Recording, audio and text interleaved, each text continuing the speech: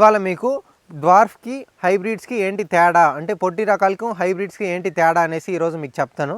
ఎక్కడైనా మొక్కలు కొనేకి వెళ్ళినప్పుడు దీన్ని చూసి మీరు తెలుసుకోవచ్చు అనమాట. డ్వార్ఫ్ అంటే పొట్టి రకాలు అనమాట.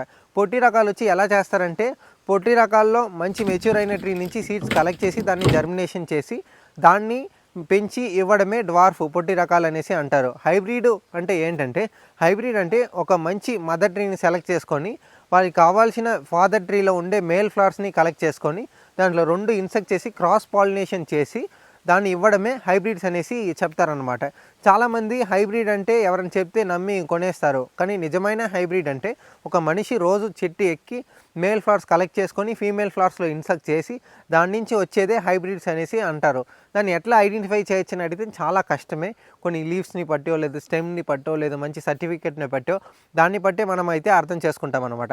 ఈరోజు మీకు అర్థమైంది అనుకుంటా పొట్టి రకాలంటే ఏంటి, హైబ్రిడ్స్ అంటే ఏంటి అనేసి. ఎక్కడైనా కొనేటప్పుడు హైబ్రిడ్స్ అంటే ఇదే కరెక్ట్ అయిన సిస్టమ్ అనమాట. దీన్ని చూసి చేసుకోవడం మీకు బెస్ట్గా ఉంటుంది అనేసి వీడియోలో మీకు తెలివైతే చేస్తున్నాను.